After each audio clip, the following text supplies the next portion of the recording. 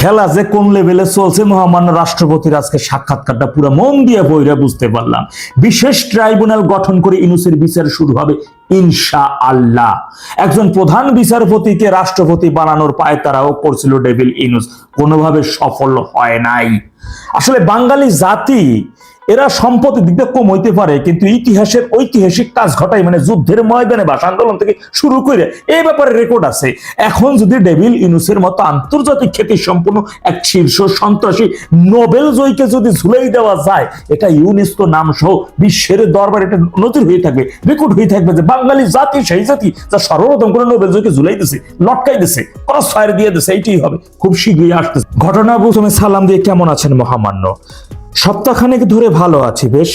তার আগে কি ভালো ছিলেন না? রাষ্ট্রপতি একটু রহস্যের হাসি। অন্তর্বর্তী সরকারের 1.5 বছর বঙ্গভবনে আপনার কেমন কেটেছে? কিছুক্ষণ নীরব থেকে তারপর একটা দীর্ঘ শ্বাস নিয়ে, ওই 1.5 বছর আমি কোনো আলোচনায় নেই, অথচ আমাকে নিয়ে চলে নানান চক্রান্ত। একটু যদি বিস্তারিত বলেন। দেশের শান্তি শৃঙ্খলা চিরতরে ধ্বংস করার এবং সাংবিধানিক শূন্যতা সৃষ্টি করার অনেক পায়তারা হয়েছে, সেসব কি সফল হয়েছে? আমি দৃঢ় চিত্তে আমার সিদ্ধান্ত অবিচল ছিলাম, যে কারণে কোনো ষড়যন্ত্রে সফল হয়নি। বিশেষ করে অসাংবিধানিক উপায়ে রাষ্ট্রপতিকে উপড়ে ফেলার অসংখ্য ছক ব্যর্থ হয়েছে। ফলে 1.5 বছর বঙ্গভবনের অভিজ্ঞতা যে ভালো তা বলা যাবে না। আমার উপর দিয়ে যে ঝড় গেছে, এরকম ঝড় সহ্য করার মতো ক্ষমতা অন্য কারো ছিল কিনা আমি জানি না। কালের আপনার পদত্যাগের দাবিতে বিক্ষোভ হতে দেখেছি, বঙ্গভবন অভিমুখে মিছিল হয়েছে, আন্দোলন হয়েছে। সে পরিস্থিতিতে বঙ্গভবনের ভেতরের পরিবেশ কেমন ছিল? আপনার ভাবনা কি ছিল? আমাকে কতভাবে উপড়ে ফেলার চেষ্টা করা হয়েছে, কোনো পরিস্থিতিতেই আমি ভেঙে পড়িনি। আমি বলেছি আমার রক্ত ঝরে যাবে বঙ্গভবনে, রক্ত ঝরে ঝরুক, আরেক ইতিহাস আমি যোগ হব, কিন্তু আমি সাংবিধানিক ধারাবাহিকতা রক্ষা করব। আমি এই সিদ্ধান্তে অবিচল ছিলাম, আল্লাহর ইচ্ছা আর আমার দৃঢ়তা। কে বা কারা নেতৃত্বের এই আন্দোলন হয়েছিল? কেনই বা আপনার প্রতি এত আক্রোশ ছিল তাদের? 22 অক্টোবর 24 বঙ্গভবন ঘেরাও হলো, অমুকের দল তমুকের দল, মঞ্চ, ঐক্য, কত কি রাতারাতি সৃষ্টি। এগুলো একই টাইপের লোকজন, সব বিভিন্ন ফোরাম, বিভিন্ন নামে। কোথায় তারা এত টাকা পেল? এখানে যখন ঘেরাও করলো, সেনাবাহিনীর 9ম ডিভিশন থেকে ফোর্স এসে 3 স্তরের নিরাপত্তা দিল। এরপর ওই যে মেয়েটা লাফ দিয়ে কাঁটাতারের বেড়ার উপরে উঠে ঝাঁপ দেয়, কি আশ্চর্যের ব্যাপার! এগুলো ভাড়াটিয়া। তারপর যখন সাউন্ড গ্রেনেড মারা হলো, লাফ দিয়ে পড়লো, পড়ার পর সে পড়েই থাকবে, ছবি তোলা হবে। সে ডাকছে ক্যামেরাম্যানকে, ছবি তোলো, ছবি তোলো, মানে এটা দিয়ে সে ব্ল্যাকমেল করবে। তারপর তাকে মহিলা পুলিশ, মহিলা আর্মি এসে টেনে হিস্ট্রে তুলে আর্মির জিপে করে নিয়ে যায়। ওই রাতটা আমার জন্য ছিল বিভীষিকাময়। ওই যে ফ্লাইওভার ও ফ্লাইওভার দিয়ে ওই পেছনে ওদিকে খালি ঠেলা গাড়ি, ভ্যান, কাভার্ড ভ্যান দিয়ে চারদিক ছিন্নমূল লোকজনের আসে। গণভবনের মতো বঙ্গভবনও লুট করতে চেয়েছিল। আমরা তো ঘরেই ছিলাম, আমাদের তো আর কিছুই নেই, এখান থেকে তো আমি পালাবো না, তাই না? সেই অবস্থা যদি হতো, তখন একটা কথা ছিল, 3 স্তরের নিরাপত্তা দিয়ে কভার করা হয়েছে। সেনাবাহিনী খুব দৃঢ়তার সঙ্গে আবার এপিসি দিয়ে ঠেলে পরিস্থিতি নিয়ন্ত্রণ নেয়। রাত 12টার সময় বৈষম্য ছাত্র আন্দোলনের নেতারা, তখনকার তথ্য উপদেষ্টা নাহিদ ইসলাম ফোন করলো, এরকম একটা খবর পাওয়া গেছে, ওরা আমাদের লোক না। আমি এ বিষয়ে প্রধান উপদেষ্টার সঙ্গে কথা বলেছি, এগুলো সব আমরা ডিসপার্স করার চেষ্টা করছি। তারপর দেখি হ্যাঁ, কিছু স্থানীয় লোক এসে ওদের নিয়ে যায়, কিন্তু কিছু লোক আবার থেকে যায়। তাদের সরাতে রাত 2টা বেজেছে, রাত 2টা-3টা পর্যন্ত আমরা তো জেগে আছি, কিন্তু বিভিন্ন জায়গায় তারা মিটিং করছে, রাষ্ট্রপতির অপসারণ চাই রাজু ভাস্কর্যের ওখানে। তারপর বিভিন্ন জায়গায় বিভিন্ন ছোট ছোট গ্রুপ করে তারা এটা চায়। সেই দুঃসময় কাউকে পাশে পেয়েছিলেন? আমি নির্দ্বিধায় বলতে পারি, ওই কঠিন সময়েও বিএনপির শীর্ষ নেতৃত্ব আমার পাশে ছিলেন। তারা তখনও সংবিধানের ধারাবাহিকতা অক্ষুণ্ণ রাখার বিষয়টি আমার কাছে স্পষ্ট ভাষায় ব্যক্ত করেছেন। বিশেষ করে বিএনপির চেয়ারম্যান তারেক রহমান ঘিরে আমার মনের মধ্যে অনেক কৌতূহল জমা ছিল, কিন্তু আমি পর্যায়ক্রমে বুঝতে পারলাম তিনি খুবই আন্তরিকতাপূর্ণ মানুষ। হি ওয়াজ সো কার্ডিয়াল। আমার দুঃসময় বিএনপির সহযোগিতা শতভাগ ছিল। অন্তর্বর্তী সরকারের ভিতর থেকে রাষ্ট্রপতি অপসারণের উদ্যোগ কেন নেওয়া হয়েছিল আর কারা এর ইন্ধন জুগিয়েছিল বলে মনে করেন? মূলত গণঅভ্যুত্থানের কিছু নেতার চাপে আমাকে অপসারণের উদ্যোগ নেওয়া হয়। এ বিষয়ে রাজনৈতিক দলগুলো নিজেদের মধ্যে দীর্ঘ আলাপ আলোচনা করে একটি সিদ্ধান্তে আসে। এমনকি অন্তর্বর্তী সরকারও একটা সিদ্ধান্তে এসেছিল, সেটা হলো যদি রাজনৈতিক দলগুলো চায় আমি অপসারিত হই তাহলেই শুধু আমি অপসারিত হতে পারি, নচেত নয়। পরে দেখা গেল যে এই ইস্যুতে দুটি গ্রুপ হয়ে গেল, গ্রুপে গ্রুপে মিটিং হলো, আলোচনা হলো, তারা বিভিন্ন দল ও জোটের কাছে গেল। তখন এরকম একটা অবস্থা ছিল যে কোনো মুহূর্তে মেজরিটি হয়ে গেলেই আমি অপসারিত হয়ে যাব বা আমার মনস্তাত্ত্বিক দিক ভেঙে যাবে। তখন তারা আমাকে অনুরোধ করবে পদত্যাগের জন্য, কিন্তু বিএনপি থেকে উচ্চ পদে আসীন নেতা আমাকে আশ্বস্ত করে বলেছিলেন যে আপনার প্রতি আমাদের সমর্থন আছে, আমরা সাংবিধানিক ধারাবাহিকতা অক্ষুণ্ণ রাখতে চাই, কোনো অসাংবিধানিক উপায় রাষ্ট্রপতিকে অপসারণের পক্ষে আমরা নই। আমি বলবো যে বিএনপি ও তাদের জোট সঙ্গীর একটা গ্রুপ হয়ে যায়, আর একটা গ্রুপ হয়ে যায়, তাদের আপনারা সবাই চেনেন। তবে তারা শেষ পর্যন্ত সফল হয়নি, উদ্যোগটা ব্যর্থ হলো বিএনপি ও তাদের জোটের কারণে। একটা বৃহত্তর রাজনৈতিক দল যে স্ট্যান্ডার্ড নিয়েছে সেটাকে সরকার তখন সমর্থন করতে বাধ্য হলো। ওটা সবচেয়ে বড় মুভ ছিল আমাকে অপসারণ করার। মানে তারা এত বেশি চ্যালেঞ্জিং ভাবনার মধ্যে ছিল যে একটা হ্যাস্ত করেই ছাড়বে, যার ফলে রাজনৈতিক দলগুলোর সঙ্গে বসা, কথা বলা, এসব সযত্নে তারা করেছে। এই আলাপটাকে তারা ইতিবাচক দিকে নিয়ে যেতে পারবে সেই বিশ্বাসটা তাদের মধ্যে ছিল, যার ফলে তারা বিভিন্নভাবে প্রতিদিন টাইম দিয়ে সময় করে বিভিন্ন দলের কাছে যাওয়া, তাদের সঙ্গে কথা বলা, বের হয়ে এসে সাংবাদিকদের ফেস করা, এই সব কাজই ছিল হয়ে গেছে, এই সব কাজই কিন্তু হয়ে গেছে। এর মধ্যে আমি অত্যন্ত উদ্বিগ্নতা ভাবে লক্ষ্য করছি, দেখা যাক না কি হয়। এক সময় দেখা গেল যে আপনি এটা নীরব হয়ে গেল, আর এগোতে পারলো না, তাতে বোঝা গেল যে এটা হবে না। এরপর নতুন করে আর কোনো উদ্যোগ ছিল আপনার বিষয়? হ্যাঁ, বলতে গেলে শেষ সময় পর্যন্ত তারা চেষ্টা করে গেছে কিভাবে আমাকে উপরে ফেলা যায়। রাজনৈতিক পর্যায় থেকে ওই উদ্যোগটা ব্যর্থ হলে খোদ অন্তর্বর্তী সরকারের পক্ষ থেকেই নতুন করে এ বিষয়ে পদক্ষেপ নেওয়া হয়। আজকে বলতে দ্বিধা নাই যে একটা অসাংবিধানিক উপায়ে একজন সাবেক প্রধান বিচারপতিকে নিয়ে এসে আমার জায়গায় বসানোর চক্রান্ত করেছে অন্তর্বর্তী সরকার। এই মুভটা হয়েছে, আমি বিষয়টি জেনেছি, সরকারের পক্ষ থেকে একজন উপদেষ্টা ওই বিচারপতি শরণাপন্ন হয়েছিলেন। তারা ঘণ্টাব্যাপী মিটিং করেন, তবে ওই বিচারপতি রাজি হননি। উনি সাফ বলে দিয়েছিলেন উনি রাষ্ট্রপতি, উনি সবার ঊর্ধ্বে, সাংবিধানিকভাবে সবকিছুর উপরে। ওই জায়গায় আমি অসাংবিধানিকভাবে বসতে পারি না। ওই বিচারপতি দৃঢ়তার কারণে শেষ পর্যন্ত সরকারের এই উদ্যোগ ও ব্যর্থ হয়। আপনি কিভাবে বিষয়গুলো জানতে পারলেন? তখন তিনি উত্তর দেন, আমি তো বিচার বিভাগের লোক, বিচার বিভাগ তো ওনার আশেপাশেই সব, আমি সেভাবে বিষয়টি জেনে নেই। আপনার সেই দৃঢ় মনোবলের নেপথ্যে কি ছিল? কেউ কি আপনাকে সাহস জুগিয়েছে? সত্যি বলতে একা আমার পক্ষে মনোবল দৃঢ় রাখা কঠিন হতো যদি না অনেকের আশ্বাস বা অভয় বাণী না পেতাম। বিশেষ করে বিএনপির সর্বোচ্চ পর্যায় থেকে আমাকে এই বলে আশ্বস্ত করেছিলেন যে আমি যেন সাংবিধানিক ধারাবাহিকতা রক্ষার অবিচল থাকি। কোনো অবৈধ উপায়ে রাষ্ট্রপতি অপসারণের পক্ষে তারা নয়। এছাড়া তিন বাহিনীর পক্ষ থেকে আমাকে সর্বোচ্চ সমর্থন দিয়েছে। তারা শুধু একটা কথাই বলেছে, মহামান্য আপনি হচ্ছেন সশস্ত্র বাহিনীর প্রধান, আপনার পরাজিত হওয়া মানে পুরো সশস্ত্র বাহিনীর পরাজিত হওয়া, এটা আমরা যে কোনো মূল্যে রোধ করব। শেষ পর্যন্ত তারা এটা করেছে। তারা বিভিন্ন সময় আমার কাছে এসে আমাকে মনোবল দিয়েছে। শুধু তাই নয়, অন্তর্বর্তী সরকারের ভেতর থেকে আরেকবার আমাকে অপসারণের উদ্যোগ নেওয়া হয়েছিল বলে শুনেছি। তখনও তিন বাহিনীর প্রধান না আমার পক্ষে অবস্থান নেন। তারা তাদের এই অভিমত অন্তর্বর্তী সরকারের প্রধানকেও গিয়ে জানান যে কোনো অসাংবিধানিক কর্মকাণ্ড তারা হতে দেবেন না। বঙ্গভবনের সামনে যখন মব সৃষ্টি করা হয় তখনও সশস্ত্র বাহিনী ওই অবস্থান নিয়েছিল। এ বিষয়ে আপনি অন্তর্বর্তী সরকারের প্রধান উপদেষ্টার সঙ্গে যোগাযোগ করেছিলেন কি, অথবা সেই দিক থেকে আপনার সঙ্গে কোনো যোগাযোগ হয়েছিল কি? ওই পরিস্থিতিতে ডক্টর ইউনূসের কাছ থেকে কোনো ফোন পাইনি। আমার পক্ষে বা বিপক্ষে কোনো অবস্থানেই তিনি ছিলেন না। অবশ্য ওনাকেও আমি সাহায্য চেয়ে কোনো আবদার করিনি। আমার মনোভাব ছিল যা হচ্ছে হতে থাকুক, দেখা যাক কতদূর গড়ায়। তবে আমি এটুকু বলতে পারি যে কূটনৈতিক মহল থেকেও আমাকে অপসারণ করার বিষয়ে নেতিবাচক অবস্থান ছিল।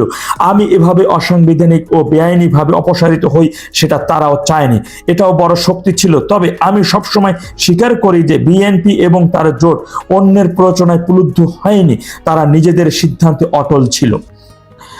রাষ্ট্রীয় সিদ্ধান্তের ক্ষেত্রে প্রধান উপদেষ্টা আপনার সঙ্গে কোনো সমন্বয় করেছিলেন? আপনার কাছে তিনি কতবার এসেছিলেন? তার আমলে 133টা অধ্যাদেশ জারি হয়েছে, সেগুলো বিষয়ে আপনি অবগত ছিলেন বা আপনাকে জানানো হয়েছে? তখন যতগুলো অধ্যাদেশ জারি করা হয়েছে সেগুলো হয়তো তৎকালীন সময় প্রয়োজনীয়তার জন্যই হয়েছে, তারপরও আমার দৃষ্টিতে মনে হয়েছে অনেক অধ্যাদেশ করার কোনো কারণ ছিল না। প্রধান উপদেষ্টা সংবিধানের কোনো বিধান মেনে চলেননি। সংবিধান বলা আছে উনি যখনই বিদেশ সফরে যাবেন সেখান থেকে ফিরে এসে রাষ্ট্রপতির সঙ্গে দেখা করবেন এবং আমাকে ওই আউটপুটটা জানাবেন। কি আলোচনা হলো, কি হলো, কোনো চুক্তি হলো কিনা, কি ধরনের কথাবার্তা হলো, এটা আমাকে লিখিতভাবে অবহিত করার কথা। তো উনি বোধহয় 14 থেকে 15 বার বিদেশ সফরে গেছেন, একবারও আমাকে জানান নাই, একবার আমার কাছে আসেন ও নাই। তার মানে নির্বাচনের আগে সর্বশেষ যে চুক্তিটি হয়েছে যুক্তরাষ্ট্রের সঙ্গে সেই বিষয়ে আপনি অবগত নন? না, কোনো কিছুই আমি জানি না। এরকম রাষ্ট্রীয় একটা চুক্তি অবশ্যই আমাকে জানানো দরকার ছিল। এটা ছোটখাটো হোক আর বড় কিছু হোক, অবশ্যই পূর্ববর্তী সরকার প্রধানরা রাষ্ট্রপতিকে জানিয়েছেন, আর এটি হলো সংবিধানের একটা বাধ্যবাধকতা। কিন্তু তিনি তো তা করেননি, মৌখিকভাবেও জানাননি, লিখিতভাবেও জানাননি। আসেন উনি, আর এমনিতেই তো ওনার আসার কথা। তার মানে গত 1.5 বছরে প্রধান উপদেষ্টার সঙ্গে আপনার স্বাভাবিক সম্পর্ক ছিল না, সমন্বয়ও ছিল না। উনি যে প্রধান উপদেষ্টা হলেন সেই প্রক্রিয়ার উৎসাহ ছিলাম আমি, অর্থাৎ আমার উদ্যোগেই এই সরকার গঠনের প্রক্রিয়া শুরু হয়। কিন্তু প্রধান উপদেষ্টা পরবর্তী সময় আমার সঙ্গে সেভাবে সমন্বয় করেননি। এটি আসলে বোঝানোর কোনো উপায়ও নেই, কেননা তিনি একটিবারের জন্যও আমার কাছে আসেননি, আমাকে সম্পূর্ণভাবে আড়ালে রাখার চেষ্টা করে গেছেন। আমার 2 বার বিদেশ সফর উনি আটকে দিয়েছেন। একটা ছিল কিসোভো, একটা ছিল কসোভো, গত ডিসেম্বরের ঘটনা। সেখান থেকে রাষ্ট্রপতিকে দাওয়াত দেওয়া হয়েছিল কি নোট পেপার ওখানে একটা অ্যাসেম্বলিতে পড়ার জন্য, কিন্তু আমাকে যেতে দেওয়া হয়নি। তারপর কাতারের আমির আমাকে দাওয়াত করলো ওখানে একটা সামিটে অংশগ্রহণের জন্য, রাষ্ট্রপতি অ্যাড্রেস করবেন, সেই সেমিনার রাষ্ট্রপতি ছাড়া আর কেউ থাকবে না। তখন আমার কাছে পররাষ্ট্র মন্ত্রণালয় থেকে আমাকে একটি চিঠি দেওয়া হলো, চিঠিটি বানিয়ে দেওয়া হলো, তারাই ড্রাফট করলো, ড্রাফট করে আমার কাছে পাঠায়, আর ওই দাওয়াত পত্রটাও পাঠায়। চিঠিটা মধ্যে ছিল যে আমি রাষ্ট্রীয় কাজে ভীষণ ব্যস্ত, সুতরাং এই সেমিনারে অংশগ্রহণ আমার পক্ষে সম্ভব না, আমি দুঃখিত। ওই চিঠিটা আমি যখন সই করে দিই, এই চিঠিটা লেখার সময় আপনার সঙ্গে কোনো আলোচনা হয়েছে? না, সেটাই তো বলছি, আমার সঙ্গে কোনো পরামর্শ করা হয়নি, আমাকে জানানো হয়নি। চিঠিটা দেওয়ার পর আমরা জানলাম যে এরকম একটা দাওয়াত এসেছিল। আপনি কি সত্যি রাষ্ট্রীয় জরুরি কাজে ব্যস্ত ছিলেন? হেসে রাষ্ট্রপতি উত্তর দেন, একজন রাষ্ট্রপতি কি এত বেশি ব্যস্ত থাকে? আমাদের সংবিধানের আলোকে যাই হোক, পরে আমি ওই চিঠিতে একটি প্রশ্নবোধক চিহ্ন দিই, পাল্টা একটি চিঠি পররাষ্ট্র মন্ত্রণালয়ে পাঠাই। তাতে আমি পররাষ্ট্র মন্ত্রণালয়ের এমন শিষ্টাচার বহির্ভূত ও অধ্যুতপূর্ণ আচরণের তীব্র নিন্দা জানাই। ভবিষ্যতে যাতে এই ধরনের অপরাধ না করা হয় সেই বিষয়ে পররাষ্ট্র উপদেষ্টাকে চিঠি দিই। ওই চিঠির জবাবে তারা নিরুত্তর ছিল। তবে এরপর আর কোনো দেশ থেকে আমন্ত্রণ এসেছিল কিনা সে বিষয়ে জানার সুযোগও হয়নি। কেন আপনাকে বিদেশ সফরে যেতে দেওয়া হয়নি বলে মনে করেন? মূলত ওই সরকার চায়নি কোথাও আমার নাম আসুক, আমাকে একদম অন্ধকারে ফেলে রাখার চেষ্টা হয়েছে। তারা চায়নি জনগণ আমাকে চিনুক, জানুক। এটি আমাকে খুবই কষ্ট দিয়েছে।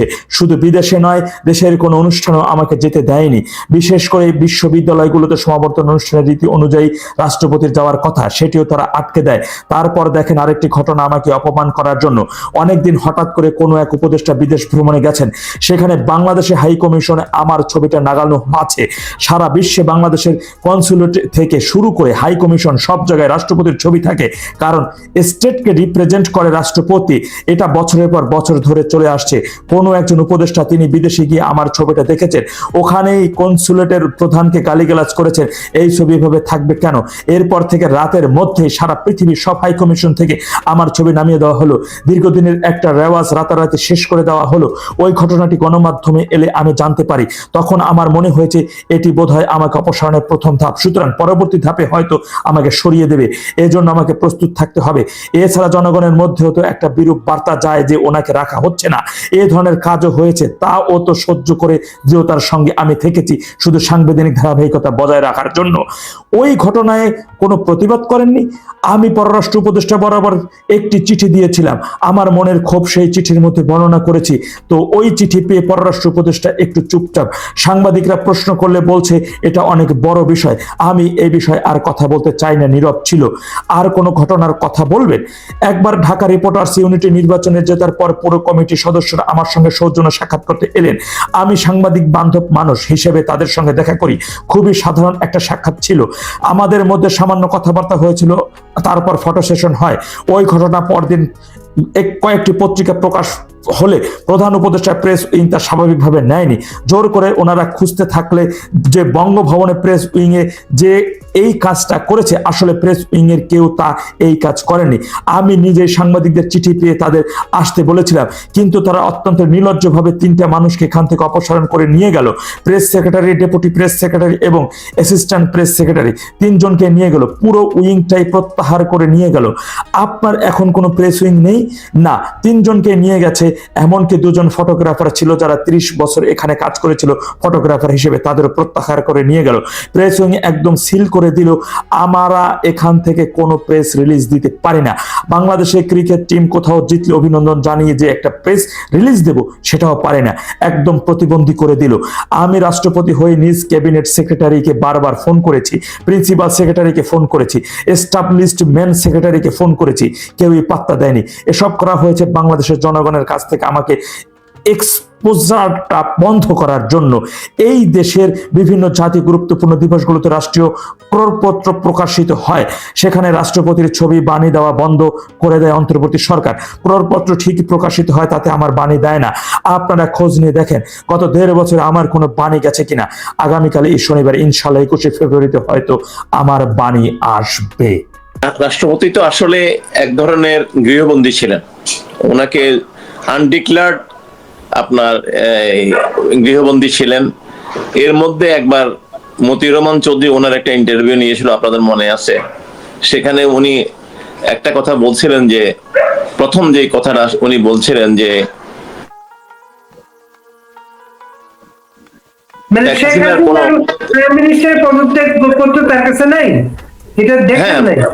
পদত্যাগ পত্র তার কাছে নাই।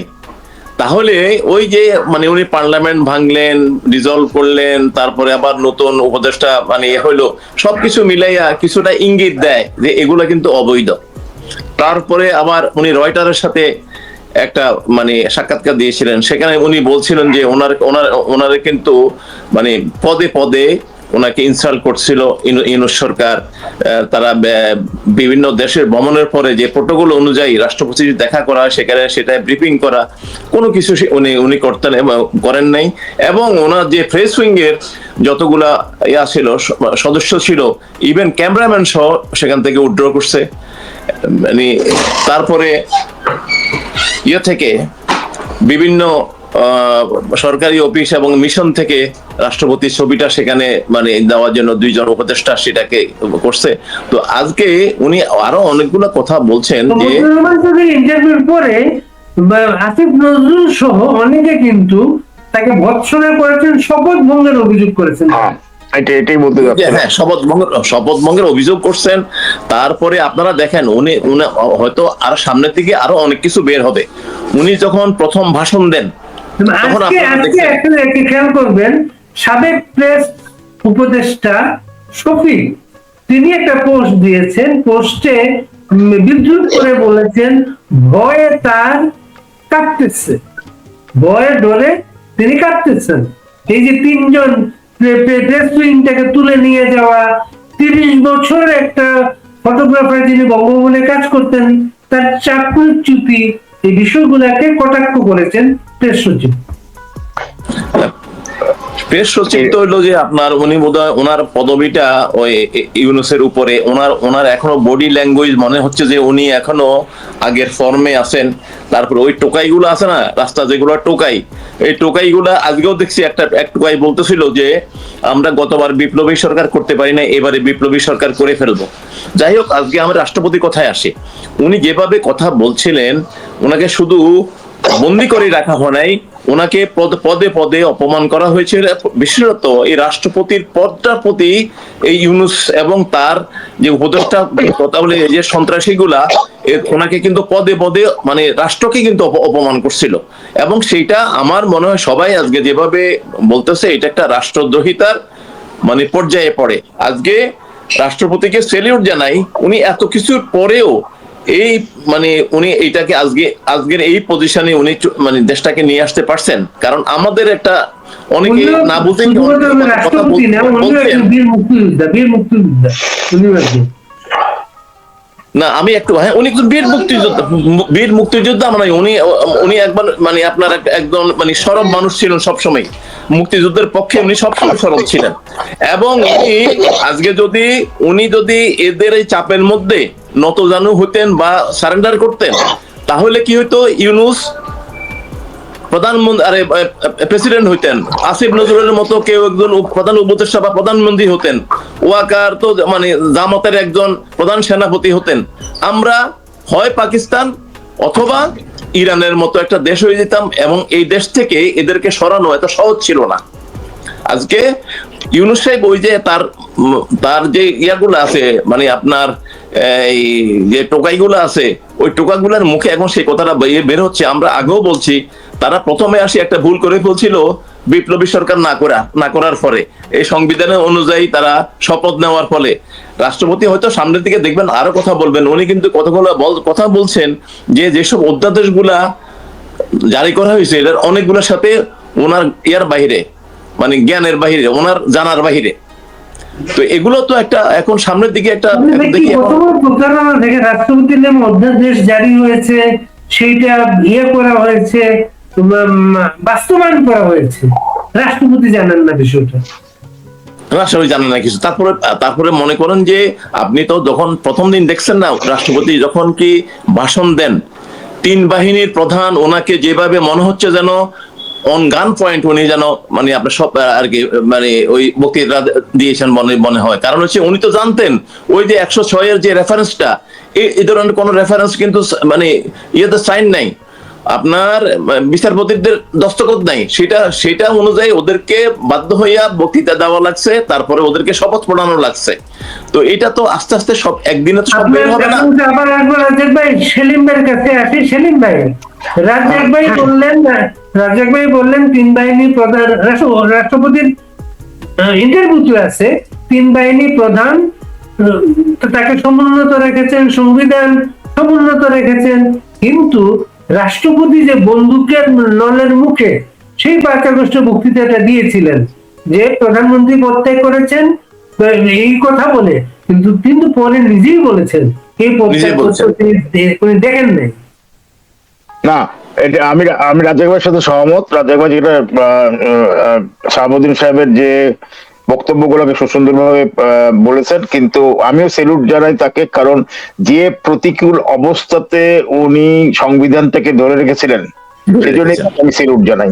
কারণ এইটা আজকে আমাদের অনেক বন্ধু বান্ধব, অনেক অনুজ প্রতিম বন্ধু এবং আওয়ামী লীগের নেতারা অনেকে অনেক ধরনের ক্রিটিসিজম করতেছে যে আওয়ামী লীগের জন্য কিছু করেন নাই। আরে বেটা, আওয়ামী লীগের কিছু করে নাই, তোরা পালিয়ে গেলি কেন? প্রধানমন্ত্রী কিন্তু সসম্মানে আর্মি এয়ারফোর্স সবাই নিয়ে বসিয়ে দিয়েছে দিল্লিতে। ঠিক আছে, তুমি মন্ত্রী, তুমি যুদ্ধ করো, তুমি ফাইট করো, করোনি। আর একটা কথা স্পষ্ট বলার দরকার বাড়ি এবং রাজ্জাক ভাই শুনেন আপনারা, বন্দুকের নল যখন মাথার উপরে ঠেকানো হয় আপনার কাছে 2টা চয়েস, আইদার আপনি মরে যাবেন অথবা আপনি বলে ঠিক আছে বাবা তুমি যা চাও আমি তাই দিব। তো তার মাথায় যে বন্দুক ধরে রাখে নাই ওয়াকার, সেটা তো আমরা এখনো জানি না, সেটা জানতে পারবো আস্তে আস্তে।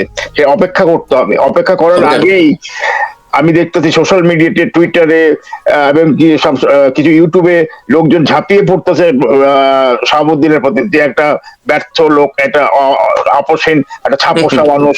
আরে বাবা, তুমি যে এত বড় বড় কথা বলতেছো, তুমি থাকলে তুমি কি করতো? জুতার মালা পরানো হয়েছে মুক্তিযোদ্ধাদেরকে, হেডমিস্ট্রেসদেরকে, নির্বাচন কমিশনারকে, 2টা নির্বাচন কমিশনারকে, তারপরে প্রধান বিচারপতিকে।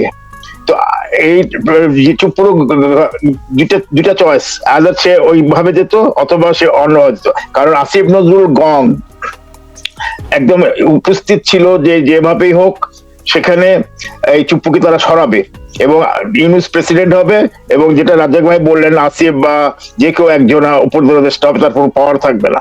কারণ তারা যদি বিপ্লবী সরকার করতে চেত তাহলে প্রথমেই তারা রাজি হতো। এবং শাহাবুদ্দিন সাহেবের ইন্টারভিউতে আরেকটা জিনিস পরিষ্কার হয়েছে যে উনি শপথ পড়িয়েছেন এই জন্যেই যে প্রথমে তো এরা চেয়েছিল আসিফ নজরুলদের গং যে প্রধান বিচারপতিকে দিয়ে শপথ পড়াবে যদি প্রেসিডেন্ট রাজি না হয়। এটা কিন্তু ওনার কত বক্তব্যের মধ্যে আছে, বিটুইন দ্য লাইন্স, একটু ভালো করে পড়ে দেখেন আপনারা। হ্যাঁ, সে অনেক কথা বলেছে এবং আস্তে আস্তে সব বেরিয়ে আসবে। এবং সে প্রথম ইন্টারভিউতে যেটা বলেছিল মতিউর রহমানের সাথে, এই মানব জীবনের যে সম্পাদক, তার সাথে যে মতিউর রহমানের সাথে যে কথা বলেছে যে তার কাছে কোনো পদত্যাগ পত্র নাই, সত্যি তো তার কাছে পদত্যাগ পত্র তার কাছে দেখাতে পারতো। এবং সবচেয়ে আশ্চর্যের বিষয় হচ্ছে তার যে প্রেস উইং সম্পূর্ণটাকে নিষ্ক্রিয় করে দেওয়া হলো। কেন করা হলো এই প্রশ্নগুলো কেউ করে না। প্রশ্ন করতেছে শাহাবুদ্দিন দেখাতে পারতো যে আমি প্রেসিডেন্ট থাকলাম, ঠিক আছে, উনি প্রেসিডেন্ট থাকলেন না, উনি রিজাইন করে চলে যেতে পারতেন, রিজাইন করে যেতেও দিত না, তাকে মেরে ফেলতো অথবা তাকে জুলার মালা পরিয়ে আবার জেলে ঢুকাতো, দুটার একটা। কিন্তু সেটা না করে সে আপোষ করে থেকেছে, ঠিক আছে। আচ্ছা, আরেকটা প্রশ্ন এখানে এসছে যেটা ওরা তো চাচ্ছিল উনি রাগ করে চলে যান, ওরা চাচ্ছিল তারা ইউনূস কোন প্রোটোকলের ধার ধারেনি, সংবিধানের কোনো কিছু সে মানে নাই, এবং প্রেসিডেন্টের কাছে যে তাকে রিপোর্ট করতে হবে সেটাও সে মানে নাই। সে মনে করেছে সে হচ্ছে রাজা, সে হচ্ছে কিং, সে যা বলবে তাই হবে। তার রাজত্ব ছিল মব কিং, সে ছিল মব কিং।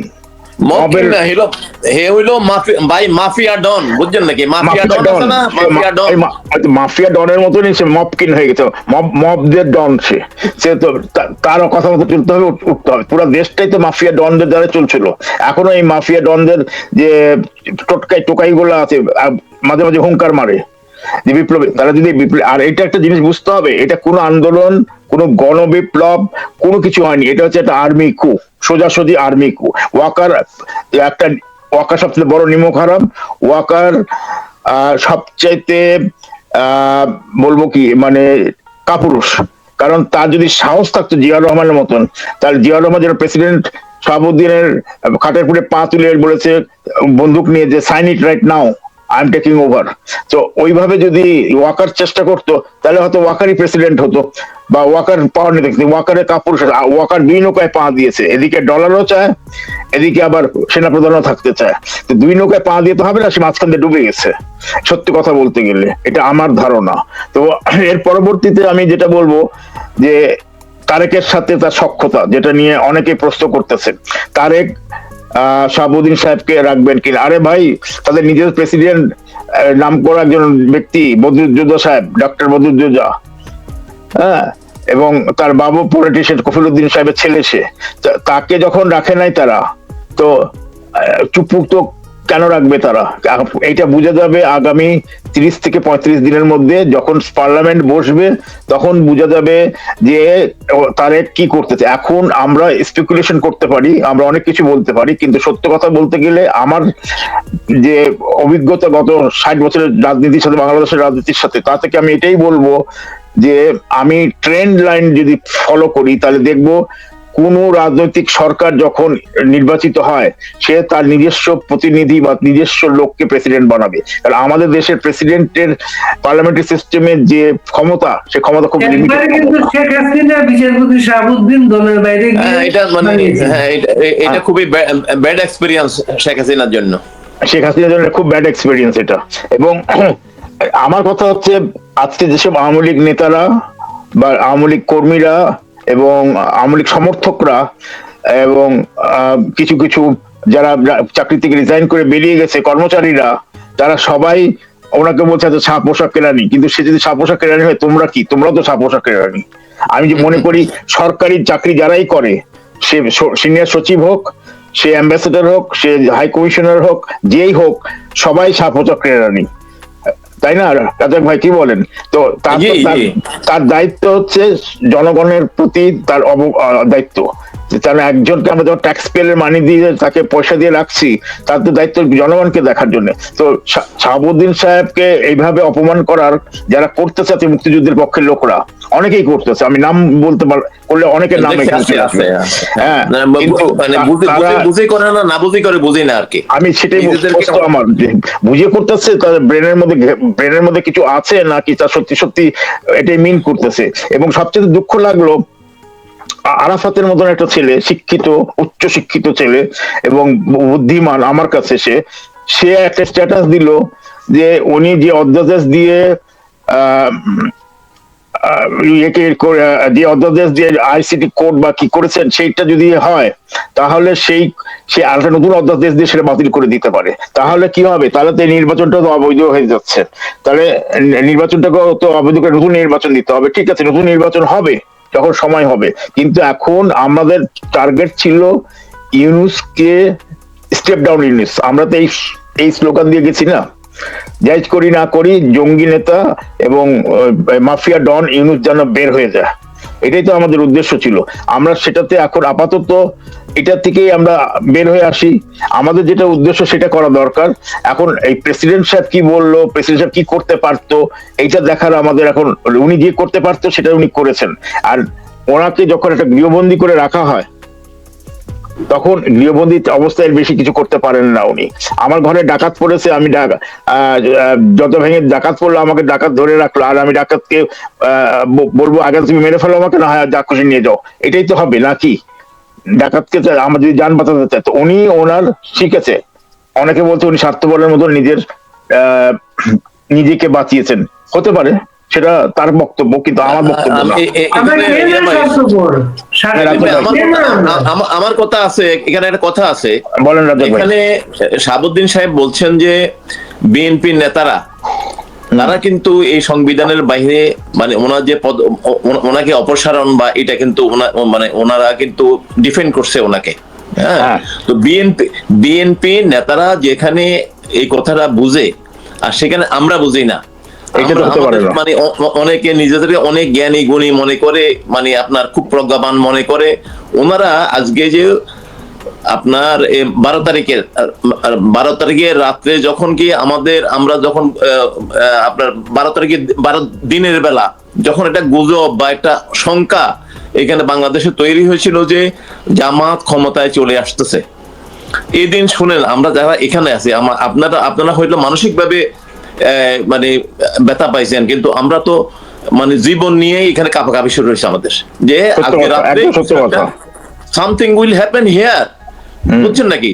তাহলে ওই যে একটা অবস্থা থেকে আমরা উত্তরণ করছি, এই ভদ্রলোক মানে ওনার লাইফটা কি, স্টুডেন্ট লাইফ থেকে আরম্ভ করিয়া উনি বঙ্গবন্ধুর সান্নিধ্যে ছিলেন, শেখ হাসিনার সান্নিধ্যে ছিলেন, উনি বিচার বিভাগে ছিলেন, উনি অ্যান্টি করাপশনে ছিলেন। অ্যান্টি করাপশনে যখন ছিলেন, যখন পদ্মা সেতু নিয়ে ইউনূস পদ্মা সেতুর মানে বিশ্ব ব্যাংকের ঋণ মানে ক্যান্সেল করায়, পদ্মা সেতুর মানে ইয়া থেকে 3 জন আপনার আসছিল, মানে এরা বলে না তদন্তকারী কর্মকর্তা, তারা আসি বলতেছে ইয়াকে মানে আপনার আবুল হোসেনকে তোমরা গ্রেফতার করো, ওকে বরখাস্ত করো, অমুকের গ্রেফতার করো। তারপরে আবার শেষ দিকে বলতেছে যে তোমরা ইউনূসের সাথে আন্ডারস্ট্যান্ডিংটা করো, ওর সাথে তোমার সমঝোতা করো। এই কথাটা ওই আপনার মানে সুকপুর ওনার একটা আর্টিকেলে লিখছিলেন, বুঝছেন নাকি? এটা হইলো ওনার কাল আর কি। ওই যে আপনার মানে উনি যে পদ্মা সেতুর ঋণের ব্যাপারে যে মানে গোমরটা ফাঁক করে দিল, সেই বিষয়টাই ওনার উপরে ওনার মানে ব্যক্তিগত মানে আর কি দেখলাম আপনার এই যে আপনার জুলাই অভ্যুত্থান বা যে জঙ্গি হয়, সেখানে দেখা গেছে কি ক্যাপটাগন নামে একটা ড্রাগ, যেসব ছেলে পেলে এইসব বুক সিটাই দিল না, ক্যাপটাগন নামে একটা ড্রাগ, মানে এদের অনেকে ড্রাগ নিত এবং গিয়ে সেই মিছিলের সামনে যেত। এটা নাকি আপনার ইয়াতে ওই সিরিয়াতে একজন লিখেছেন, তবুও তিনি ডক্টর ইউনূসের চরম ফ্যাসিস্ট স্বৈরাচার মনোভাব সবার সামনে উন্মোচন করেছেন, এটাই বা কম কিসের?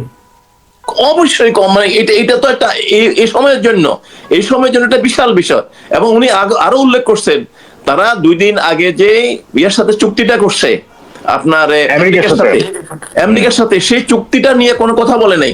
দেখেন, এই যে একটা নতুন একটা সরকার আসলো, আমেরিকা সারা বিশ্বের মধ্যে সবচেয়ে পাওয়ারফুল একটা শক্তি নাকি? এই গভর্নমেন্টের তো একটা বিপদে ফেলছে তারা। এখন এই গভর্নমেন্ট এটা ইমপ্লিমেন্ট করতে গেলে দেশ থাকে না করলে তার উপরে কি খড়গ আসে সেটাও একটা বিষয়। এটা এখন মানে এই একটা সরকারকে কি বিপদে ফেলে গেছে সে। এই সরকারটা এখন ক্যাচ 22 সিচুয়েশনে আছে, শাকের করাত। না তাহলে এটাও ফেলতে পারতেছে, না এটা করতে পারতেছে। কারণ যদি করতে যায় তাহলে দেশের অবস্থা খুবই খারাপ হয়ে যায়। নিম্নবর্তী এরা আরো নিচে নেমে আসে, এবং যদি না করে তাহলে তাদের উপরে একেবারে তালোয়ার নামবে। এর মধ্যে কোনো ভুল নাই। আর চুপু সাহেবকে যারা ক্রিটিসাইজ করতেছে আজকে, ওই যে যেটা কমেন্টটা বাড়ি পড়লো, এটা সত্য কথা যে ওই মুহূর্তে তার উপায়, তার কোনো, আমি থাকলে, বাড়ি থাকলে, রাজ্জাক ভাই থাকলে আমরা কি করতাম? আমরা নিশ্চয়ই চুপ্পু যা করেছেন আমরাও তাই করতাম, কারণ এছাড়া কোনো উপায় ছিল না। আমার মাথায় বন্দুক ধরে আছে, আমি আদের চয়েস হচ্ছে ওকে আমাকে মেরে ফেলো, আমি কিছু করবো না। হ্যাঁ, এটা তো করেন নাই তিনি। কিন্তু তার বদলে আওয়ামী লীগের এবং আওয়ামী লীগের নেতৃবৃন্দদের তার প্রতি থ্যাঙ্কফুল থাকা উচিত এবং তাকে ধন্যবাদ দেওয়া উচিত যে সে সংবিধানটাকে আপহোল্ড করে রেখেছে। এবং আমার মনে হয় না, আমার মনে হচ্ছে যে আওয়ামী লীগের থিঙ্ক ট্যাঙ্ক থেকে এমন কোনো কথা আসছে কিনা, কিছু আসে নাই। আওয়ামী লীগের থিঙ্ক ট্যাঙ্ক থেকে আসে না, এটা থিঙ্ক ট্যাঙ্ক থেকে এমন কোনো কথা আসছে বলে মনে হয় না। আওয়ামী লীগের থিঙ্ক ট্যাঙ্ক থেকে আসে নাই এবং সুপ্রিম নেতৃবৃন্দ থেকেও আসে না। এটা আস্তে আস্তে আপনার আওয়ামী লীগের ছিটাফোটা কিছু লোকজন এবং একটা নতুন প্রসঙ্গ তুললেন, সেলিম ভাইও সমর্থন করলেন। আওয়ামী লীগের থিঙ্ক ট্যাঙ্কটা এখন কি, কোথায় থিঙ্ক ট্যাঙ্কটা? এখন আপনি যেটা বলছেন সেটার সাথে আমরা তো এ নিয়ে আরো আলোচনা করছি, যে কারণ হচ্ছে যে একটা ভূমিকম্প হয়ে গেল 2024 সালের 5ই আগস্ট, এবং সেই ভূমিকম্পের আপনার রেশটা কিন্তু এখনো কাটে নাই। সেই কাটার পরিপ্রেক্ষিতে আমরা যে এখনো সার্ভাইভ করতেছি, আওয়ামী লীগ যে মোটামুটি এখনো সার্ভাইভ করতেছে, এইটাও একটা বিষয়। তারপরে এখন আমাদের যেহেতু নেত্রী, না আমরা তো থিঙ্ক ট্যাঙ্কের মেম্বার থাকার কথা না, আমরা হইলাম আর কি। আমার একটা থিঙ্ক ট্যাঙ্ক আছে বাড়ি, বাংলাদেশ থিঙ্ক ট্যাঙ্ক ফোরাম বলে একটা, আমি ফোরামের সেটা চেয়ারম্যান, কিন্তু ওটা আমরা হোয়াটসঅ্যাপ গ্রুপ আছে, দুইটা আছে এরকম, এটা আছে, কিন্তু ওইটা না, ওইটার কথা বলছি না আমি বলছি সিআরআই যে গ্রুপটা ছিল আওয়ামী লীগের, এটা কোনো কার্যকরী থিঙ্ক ট্যাঙ্ক ছিল কিনা আমার সন্দেহ আছে। এদের সদস্যদের কে ছিল আমি জানি না, খালি এটাই জানি যে টিউরুপের ভাই রেদওয়ান কি নাম, মুজিব, ও ছিল, আর আরাফাত বোধহয় এর সাথে ছিল। এছাড়া সিআরআই কি কার্যকলাপ বা সিআরআই কি করেছে টোটালি যেটা বুঝিয়েছে, আমি যেটা বুঝতেছি যে রাজ্জাক ভাই থিঙ্ক ট্যাঙ্ক বলতে যেটা বুঝেছে যে আওয়ামী লীগের মানে কেন্দ্রীয় নেতৃবৃন্দ এবং শেখ হাসিনা, ওখান থেকে আমাদের এই ধরনের চুপ্পুকে নিয়ে কোনো কথাবার্তা আসেনি এক্সেপ্ট আরাফাতের একটা স্ট্যাটাস ছাড়া, এক লাইন স্ট্যাটাস। সেলিম ভাই শুরু করেন। মনে করেন বিএনপির অ্যাটিটিউড অন্তত এখন মনে হচ্ছে যেটা, সংসদের প্রথম অধিবেশনে তো রাষ্ট্রপতি দেন, ভাষণ দেন। হ্যাঁ, এখন পর্যন্ত মনে হচ্ছে প্রথম অধিবেশনে এই রাষ্ট্রপতি ভাষণ দেবেন, কিন্তু এই রাষ্ট্রপতির আয়ু কতদিন মনে করেন আপনি? কি প্রশ্নটা, কি শেষের লাইনটা? এই রাষ্ট্রপতির আয়ু, নতুন একটা গভর্নমেন্ট, আয়ু তো আমি আগের সেগমেন্টে বললাম, আয়ু তো মানে ডিপেন্ড করছে এই যখন সংসদ বসবে এবং সংসদ 1 মাস চলাকালীন যখন ডিবেট হবে, তখন বোঝা যাবে এরা রাষ্ট্রপতিকে 28 সাল পর্যন্ত রাখবে না নতুন কাউকে, তাদের নিজের পছন্দময় কোনো রাষ্ট্রপতিকে তারা নিয়োগ দিবে। ইউনূস রাষ্ট্রপতি হওয়ার আমি কোনো সম্ভাবনা দেখছি না এখানে, কারণ যাই হোক ইউনূসকে কোন গুণের কারণে, কোনো গুণই নাই তার রাষ্ট্রপতি করবে, তার গুণের কোনো কারণই নেই তাকে রাষ্ট্রপতি করার, একমাত্র যদি নির্দেশিত না হয়। নির্দেশিত যদি না হয় আঞ্চলিক স্টেক হোল্ডার এবং ভূ স্টেক হোল্ডারদের সাথে, ইন্টারন্যাশনাল স্টেক হোল্ডারদের ছাড়া, আদারওয়াইজ ইউনুসকে রাষ্ট্রপতি বানাবার কোনো উপায় হবে না। আন্তর্জাতিক স্টেক হোল্ডার আপনি যদি বলেন, তাদের তো বড় স্বপ্ন ছিল জামাত ক্ষমতায় আসবে, এখনো শোক কাটিয়ে উঠতে পারে নাই তারা।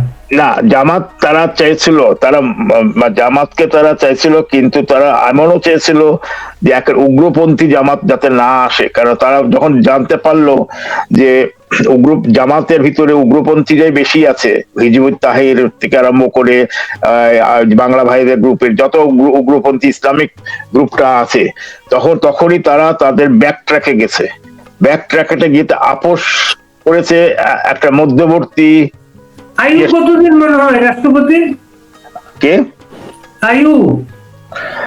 আচ্ছা, রাষ্ট্রপতি আয়ু বলা খুব মুশকিল বাড়ি এই মুহূর্তে। রাষ্ট্রপতির আয়ু আপাতত যেটা আইনত আছে সেটা 2028 সাল পর্যন্ত। এখন যেহেতু এটা নির্বাচিত সরকার এবং তারা যদি ফার্স্ট অধিবেশনে যদি ডিসিশন নেয় যে আমরা রাষ্ট্রপতি চেঞ্জ করব, রাষ্ট্রপতি তো ওপেন করবে পার্লামেন্ট, এর মধ্যে কোনো ভুল নাই, তখন তার স্পিকারও হবে, তারপরে তারা ডিসিশন নিবে তারা কি করবে। সে আয়ু আজার 2 মাসও থাকতে পারে, আবার সেই 28 সাল পর্যন্ত 2 বছরও থাকতে পারে। তো এখন রাষ্ট্রপতি কিন্তু আপনার ইয়ার সাথে, রয়টার্সের সাথে যে সাক্ষাৎকার দিয়েছিলেন, সেখানে তিনি বলেছেন যে নির্বাচিত সরকার আসার পরে আমি পদত্যাগ করে আমার স্বজায়গায় চলে যাব, এবং উনি হয়তো সেটাই হয়তো করবেন। তখন পর্যন্ত এমন একটা ধারণা ছিল নির্বাচিত সরকার যেই আসুক ইউনূস হবেন রাষ্ট্রপতি, অটোমেটিক্যালি তাকে বাদ দিয়ে দিবে। তখন রয়টারের যে ইন্টারভিউটা উনি দিয়েছিলেন তখনকার সময়কালটা ডিফারেন্ট ছিল রাজাক ভাই, কারণ তিনি তখনও গৃহবন্দী, কারণ তিনি উপায় খুঁজে পাচ্ছিলেন না কি করবেন।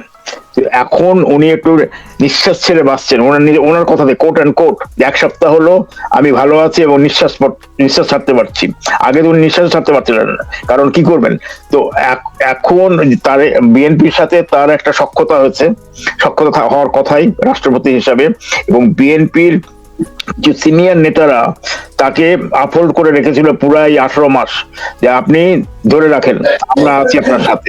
এটা তো অস্বীকার করা নাই, অস্বীকার কেউ করতেই পারবে না, কারণ একমাত্র বিএনপি তাকে ধরে রেখেছিল, এবং আর্মির মধ্যেও কিছু লোক তাকে সাপোর্ট করেছিল, যার জন্য ওয়াকার একা কিছু করতে পারেনি। আমি যেটা শুনলাম, নেভির যে কমান্ডার চিফ, সেও আপনার শাহাবুদ্দিনের পক্ষে ছিলেন।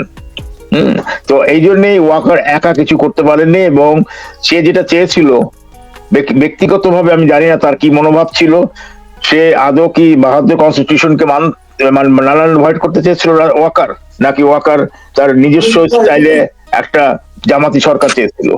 এটা আর আন্তর্জাতিক যেটা বাড়ি বললো যে আয়ু কতদিন, আয়ু আমার কাছে মনে হচ্ছে তার 6 মাস অথবা 2 বছর, এটা বলতে পারি আমি। এটা আমার কনক্লুশনের ব্যাপারে। রাজ্জাক ভাই কি বলেন আপনি? তো এটা ডিপেন্ড করে বিএনপি নেতৃত্বের উপরে।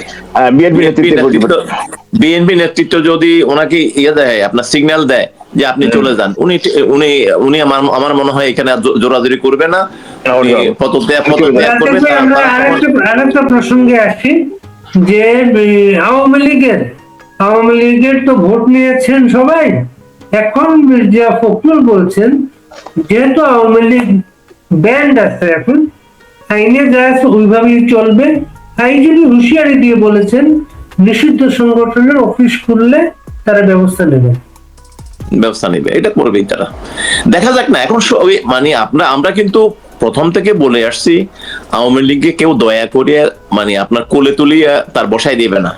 আওয়ামী লীগ যদি অর্গানাইজ হইয়া জনমত সৃষ্টি করিয়া আসতে পারে, আওয়ামী লীগ আসবে। এটা হইলো একেবারে পরিষ্কার কথা। এটা আজকেও বলছি, কালকেও বলবো, পরশুও বলবো। সুতরাং এখানে এই আপনার ফখরুল সাহেব কি বললো বা স্বরাষ্ট্রমন্ত্রী কি বললো, এটার উপরে আমাদেরকে নির্ভর করার কোনো দরকার নাই। আজকে ওই যে আপনার নিউ এজের সম্পাদক এই বদল কি কবির না, ওনার নাম নুরুল কবির সাহেব সুন্দর একটা কথা বলছেন, বিএনপি আপনি খুশি হওয়ার কোনো কারণ নাই, মানুষ আপনাদেরকে ভোট দেয় নাই, মানুষ মুখ ঢাকে যাইয়া রাজাকারের বিরুদ্ধে ভোট দিছে নাকি? হ্যাঁ। ঘটনা তো এটাই বিএনপি নেতৃত্ব তো সেই কথাটা বুঝতে হবে। সেটা তাদের আপনার এর নাম কিনা ফখরুল সাহেব বললেও এটা অ্যাগ্রেসিভলি বলে নাই। উনি বলছে দেখা যায় ওটা তো কার্যক্রম বন্ধ আছে, এখন পার্লামেন্ট বসবে 12 তারিখে, 12ই মার্চ রাষ্ট্রপতি পার্লামেন্ট ডাকার পরে বোঝা যাবে বাকি কাজগুলো তারা কি করে। এই যে এখন রাষ্ট্রপতি যে বলছে যে অনেক অধ্যাদেশ আছে, সেটা আমার জানার বাহিরে। তো এখন সমস্ত আজকে যদি গণভোটের অধ্যাদেশটা যদি হয়ে যায়, ওই রাষ্ট্রপতির সিগনেচার না থাকে, বা এই ধরনের অনেকগুলো মানে যেগুলো সংবিধানের সাথে সংযুক্ত, এগুলো যদি না থাকে, তাহলে তো এগুলো আর মানে বিএনপির জন্য কোনো সমস্যা নেই পার্লামেন্টে। এমনি পার্লামেন্টের সমস্যা নেই, তারপরও এই কথাটা যখন উঠালে বাড়ি রাজাক ভাই, আমি বলি ফখরুল সাহেবের তো মানে কৃতজ্ঞ থাকা উচিত। কারণ ফখরুল যেটা বলেছে, ও তো জানা উচিত যে 15 থেকে 16% ভোট আওয়ামী লীগের কর্মীরা বিভিন্ন অঞ্চলে দিয়েছেন। এবং এখানে আরেকটা আমি যোগ করে নিই, অমুসলিম ভোট, হিন্দু, খ্রিস্টান, বুদ্ধ স্বতঃস্ফূর্ত ভাবে বিএনপি কে দিয়েছে। খালি বিএনপি কে ভালোবাসে দেয়নি, যেটা নুরুল কবির বলেছে, বিএনপি আঙ্গুল মানে মানে নাকে পর্দা রুমাল বেঁধে তারা ভোট দিতে গেছে, কারণ জামাতকে ঠেকাতে হবে, যে অ্যাট এনি কস্ট জামাত যাতে না আসে। তো এই 15% আওয়ামী লীগের এবং 15% অমুসলিম ভোট যে তারা পেয়েছে, তার মধ্যে রাফ হিসাব, এই রাফলি হিসাবে স্বতঃস্ফূর্ত ভাবে দিয়েছে, কিন্তু এটা মানে জোর করে দিয়েছে তা না। তারা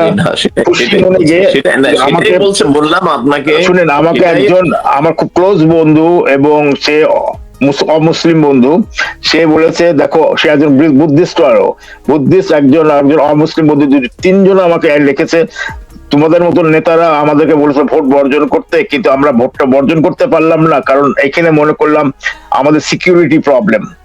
কারণ জামাত যদি আসে স্বতঃস্ফূর্ত ভাবে ভোট দিতে, কিন্তু তারা কিন্তু ভিতরে আওয়ামী লীগের সাপোর্টার। এবং আওয়ামী লীগের বেশ কিছু কর্মীরা লিখেছে আমাকে, স্যার আপনি না করছিলেন ভোট দিতে, কিন্তু ভোট দিতে হচ্ছে, কারণ না হলে আমরা থাকতে পারবো না, বাড়িঘর পুড়িয়ে দিবে। তো এই যে ফখরুল সাহেবরা যে ভোট গুলা পেয়েছে, ফখরুল সাহেব এত ভোট পেত না, ওনারা এত ভোট পেতেন না। আদালতে যাওয়া উচিত এখন। যাবে হবে না এটা। আমার মনে হচ্ছে মানে আমরা যেটা আশা করতেছি বা ভাবতেছি, সেটা হয়তো এটা যে সবাই কেউ যে বসে আছে, আমার তো মনে হয় তা না। যে কথাটা আমরা বুঝি, নেপথ্যে আলোচনা করে আদালতে যাওয়া উচিত, যে 15% 16% ভোট, এই যে আমরা বলছি না, এটা আমরা বুঝি, বিএনপি বুঝে না, বিএনপি ভালো করে বোঝে। তারপরে বিএনপির সামনে যে বিপদগুলো আছে, এই বিপদ থেকে দেশটাকে কোথায় উঠাতে হলে কি মানে ওনাদের এই কার্ড দিব, এই দিব, এই আপনার মানে ডাক্তাররা মানে রোগীর পিছনে ঘুরবে, রোগীর কাছে ডাক্তারের কাছে রোগী যাওয়া লাগবে না, এই যে একটা বাতাসি কথাগুলো বলতেছে, বাতাসি কথা যখন কি সরকারের চেয়ারে বসে কাজ শুরু করবে, তখন বুঝবে ইউনূস দেশটাকে কোথায় রেখে গেছে। তারপরে ওই যে বললাম, আমেরিকার সাথে যে চুক্তিটা, আপনি একই জিনিস যদি কোথাও সস্তায় পান, আমেরিকার অনুমতি ছাড়া সেটা আপনি কিনতে পারবেন না। এটা কি একটা চুক্তি করে গেল এই যে মানে বিএনপির সবচেয়ে ঘনিষ্ঠ বন্ধু খলিলুর রহমান সাহেব। তারপরে আপনার ওই যে আপনি সংরক্ষণও করতে পারবেন না, আপনি যে র ম্যাটেরিয়ালটা আনবেন সেটাও রাখতে পারবেন না, সেটা আবার নতুন করে কিনে আনতে হবে, সংরক্ষণও করতে পারবেন না। ওই যে বীজগুলা খলিলুর রহমানকে বিএনপি এখন পররাষ্ট্র মন্ত্রী করেছে, আপনার মনে করেন এটা মনে হয় 5 বছর আমি সহমত, এটাই মনে করি।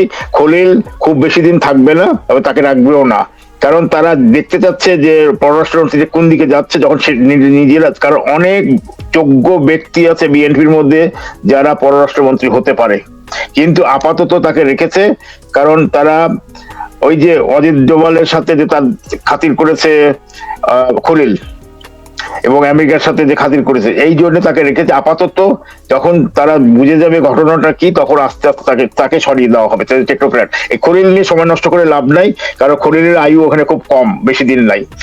আমি যে প্রশ্নটা যেটা বলতে যাচ্ছিলাম, মির্জা ফখরুল যেটা বলেছে, ব্যাক টু মির্জা ফখরুল আসি, যে কার্যক্রম বন্ধ আছে, এটা বন্ধ থাকবে, এবং অফিস খুলছে, অফিস তারা যেটা খবর পাওয়া যাচ্ছে এখান থেকে, রাজাক ভাই ভালো বলতে পারবেন, যে জামিনে মুক্তি তারা সবাইকে দিয়ে দিচ্ছে আস্তে আস্তে। জামিনে মুক্তি 430 জন নেতা কর্মী পেয়েছে। এমপির জামিন হয়েছে নোয়াখালীতে। হ্যাঁ, জামিনে মুক্তি দিবে, কিন্তু আপাতত তারা কার্যক্রম তারা বন্ধ থেকে উইথড্র করবে না, খুলবে না, কার্যক্রমটা খুলবে না। এটা যদি না খুলে তাহলে তো মুশকিল হবে, কারণ অধ্যাদেশ গুলা, যেটা আমি প্রত্যেকটা টক শোতে বলতেছি, প্রত্যেক জনের সাথে বলতেছি এবং লিখতেছি, যে প্রতিটি অধ্যাদেশ বেআইনি এবং অবৈধ। চুপ্পু সাহেবও তার নিজের ইন্টারভিউতে বলেছেন, এবং সেই অধ্যাদেশ গুলাকে পার্লামেন্টে রাটিফাই করার কোনো মানে হয় না। এটাকে রাটিফাই করা মানেই ইউনুস অবৈধ সরকারকে লিটমাস টেস্ট। অধ্যাদেশগুলো পার্লামেন্টে সুপ্রিম ইন্টারভিউ পরে এগুলো তারা পাস করবে কিনা পার্লামেন্টে বাইরে। এখন শুনে মূল কথাটা হচ্ছে যে বিএনপি তো মানে সারা গায়ে তো মানে ভয় ভীতি আছে, কারণ বিএনপি 21শে আগস্টটা তাদের মনে আছে, তাদের 10টা অস্ত্রের মামলার কথা মনে আছে, তারপরে সিঙ্গাপুর থেকে টাকা আসছিল সেটার কথা মনে আছে, বুঝছেন নাকি? তো সমস্ত কিছু মনে রেখে এখন যদি আমেরিকার কাছে, হ্যাঁ ফাইলও আছে আমেরিকার কাছে, সবকিছু মিলে মানে বিএনপি যে স্বচ্ছন্দ বোধ করছে মানে ক্ষমতায় গিয়ে, এমন অবস্থা না। দেখা যাক না কি হয় আর কি, let us wait and see. আমরা তো এখন